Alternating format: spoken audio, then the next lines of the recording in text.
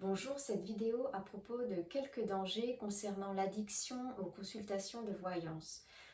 N'y voyez pas en moi une idée de critiquer ce monde-là, parce que j'adore le monde spirituel et j'adore ces métiers-là, ni l'idée de juger les gens qui consultent régulièrement, voire beaucoup. Si les consultants consultent, c'est qu'ils en ont envie et surtout besoin. Besoin d'être rassurés, besoin d'être orientés, besoin d'y voir plus clair. Voilà, il y a beaucoup de raisons qui font qu'on est amené à consulter une voyante, un médium. Donc dans ce monde-là, dans ces métiers-là, il y a des gens vraiment très doués, très compétents, qui ont un vrai don, une vraie capacité de clairvoyance, de médiumnité et autres, et qui le font avec déontologie, bienveillance, qui font pas n'importe quoi.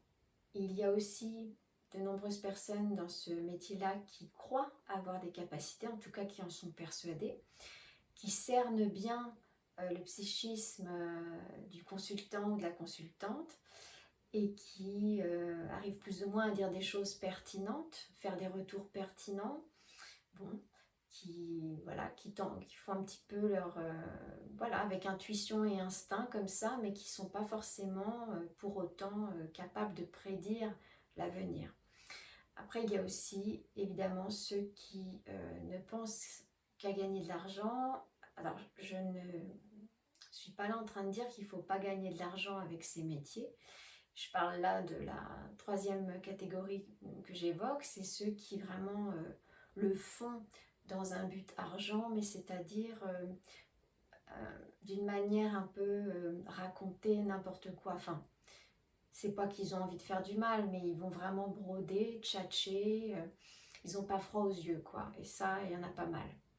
Bon, voilà. Donc, dans les inconvénients, il y a les inconvénients de l'addiction aux consultations. Il y a le coût financier, évidemment, comme partout, comme dans tout. Ça serait une addiction à la nourriture, faire des courses tous les jours, voilà, le budget, il est dépassé.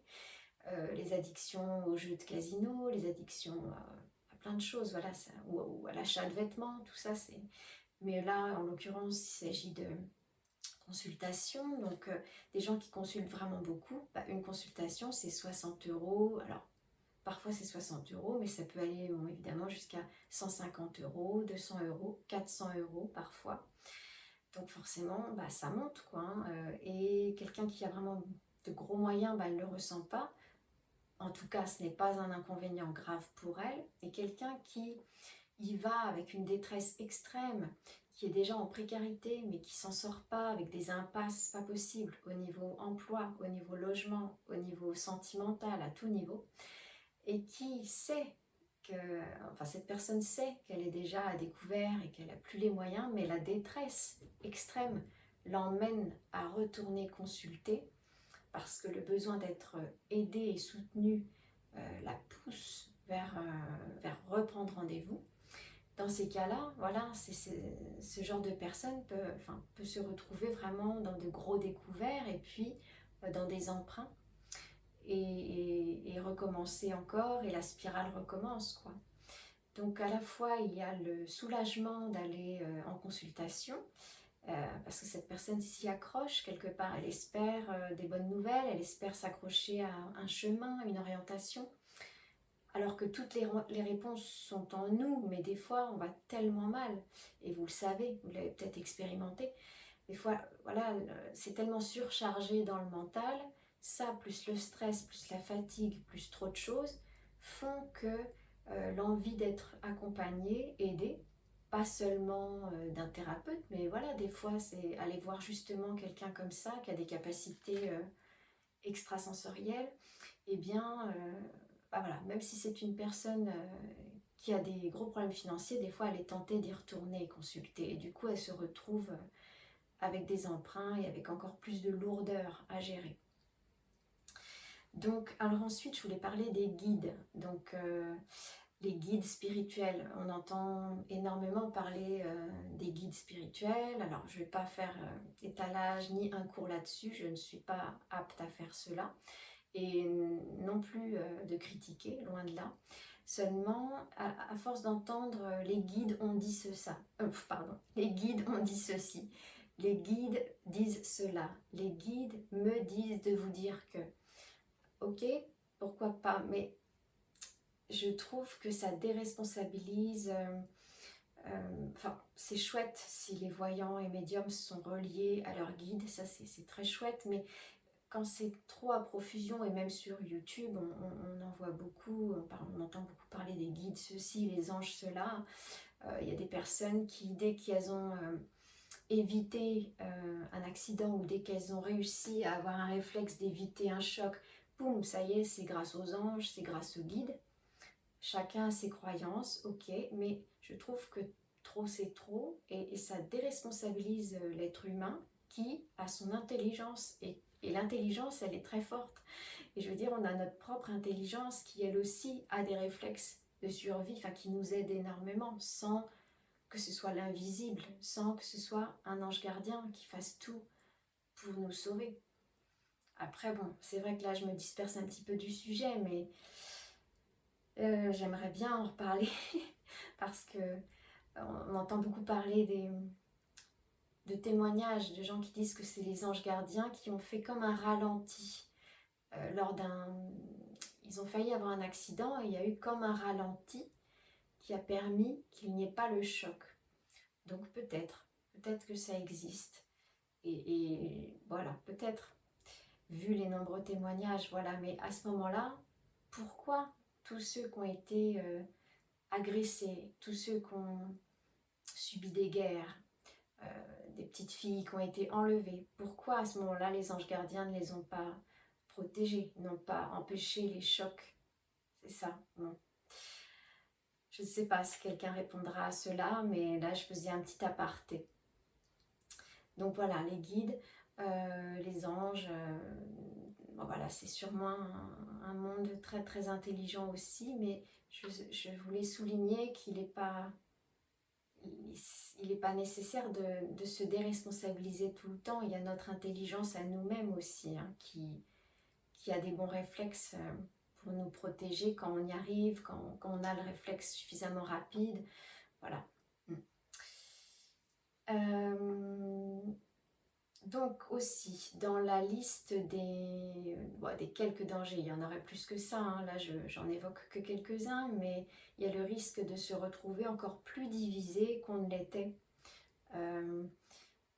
Par exemple, je vais parler de mon exemple, quoi. Moi j'avais consulté 3 voyantes dans le même laps de temps, pas dans la même heure, mais vraiment dans la même période rapprochée, hein. Et il n'y en a pas une qui m'a dit la même chose, hein, que ce soit dans le domaine immobilier, région, déménagement, sentimental, travail. Bon, elles n'étaient pas méchantes, loin de là, ces dames-là, mais il n'y en a pas une qui m'a dit la même chose, hein. Et c'était pas espacé de plusieurs mois, hein, c'était la même période. C'était la même période, donc c'est vrai qu'on se retrouve un petit peu, de toute façon il ne faut jamais faire ça, consulter autant, hein. Là c'était vraiment aussi pour voir un petit peu ce qui se passait avec différentes personnes, mais on risque de se retrouver finalement encore plus divisé que ce qu'on était avant les consultations. Le risque d'être pollué et influencé, alors si c'est influencé pour notre bien, tant mieux, mais il y a le risque d'être pollué. Je pense à une voyante qui, concernant une ancienne connaissance à moi qui était manipulateur narcissique, enfin plus, hein, c'est pervers narcissique hard, on va dire. Et cette voyante, bien que très polie, très aimable et tout ça, enfin l'ambiance était conviviale entre elle et moi, mais elle voyait un petit peu, mais pas beaucoup, ça. Et puis elle essayait de... Alors, je fais un petit aparté, mais déjà, enfin... En séance de thérapie, moi, on a ramé, excusez-moi pour le bruit, on a ramé pour essayer, parce que j'étais tout le temps dans la culpabilité, moi, hein, de ne pas faire plus, de ne pas faire mieux, de ne pas réussir à faire en sorte que la personne m'entende et cesse d'être agressive, enfin, etc., etc. Sans que je veuille forcer la personne à changer, mais je voulais absolument réussir à harmoniser la relation. Enfin, je me battais contre vents et marées et j'y ai laissé beaucoup de plumes, plus que ça. Enfin bon, bref.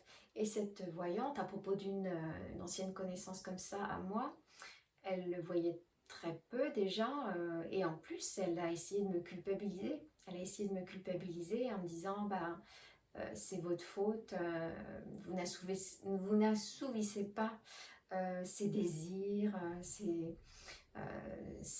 voilà, comme si elle m'embarquait dans faire tout pour lui et que lui n'avait rien à faire pour la relation, donc elle allait à l'inverse de tout ce qui était de me réparer. Enfin, bref, elle voyait pas. Et quand je lui disais gentiment, je disais bah c'est pas très juste, eh bien elle rétorquait moi je sais mieux que vous, moi je suis en lien avec les guides et ils ne me mentent pas. Voilà, donc c'était très toxique, parce que je suis revenue, j'ai mis plusieurs semaines à m'en remettre, déjà que j'avais du mal à me...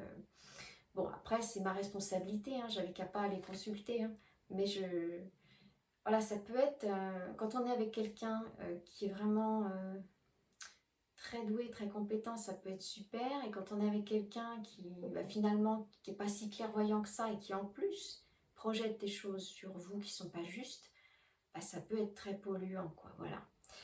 Je pense aussi à une jeune femme, c'était par téléphone, et c'était, bah, ça faisait des jours que je me rendais malade à propos d'un départ vers, voilà, enfin, j'avais un déplacement à faire, mais mon hébergement, bah, voilà, tout était trop cher, et il y avait un hébergement qui me semblait bien, calme en plus, mais c'était chez quelqu'un de plus qu'ambivalent, et je sentais qu'il y avait un danger, on va dire. Donc j'aurais dû écouter mon, mon antenne, ma petite antenne intérieure, mais j'ai douté de moi, donc j'ai fait ce moment téléphonique avec cette jeune femme voyante qui marquait sur son profil qu'elle avait vraiment des super dons, et elle avait des centaines d'avis positifs. Et elle me dit avec des involtures, donc déjà elle me parle beaucoup d'elle, de ce qu'elle va faire l'après-midi, voilà, du soleil qu'il y a chez elle, donc déjà elle me parlait beaucoup d'elle. Mais pas méchante, hein, un petit peu vogue la galère, un petit peu qui avait envie de papoter, quoi. Et elle me dit donc à propos de cette décision, elle me dit oh mais lancez-vous, vivez, vous vivez pas, bon bah ça, ok. Elle me dit allez-y, il va rien se passer, moi je le sens, mes guides me le disent, ouais non il est juste bon vivant, etc. Cet homme-là, enfin ce propriétaire. Et puis ben non, elle avait tout faux, c'est quelqu'un qui a tenté d'abuser de moi quand même, enfin voilà, c'était quelqu'un d'assez intrusif et un petit peu dangereux. Donc, voilà, j'ai pas pu séjourner là-bas du tout pour mon déplacement. Enfin, c'était pas possible, quoi. Hein. Dès les premières heures, c'était quelqu'un qui était... Bon, voilà. Donc, il y a des exemples comme ça où on ressort pas légère ou léger et guidé comme on souhaiterait, quoi. En fait, donc, il faut faire attention. Bon, bah, vous le savez. Voilà, bon. Je vous dis à bientôt et n'hésitez pas en commentaire à partager si ça fait écho pour vous.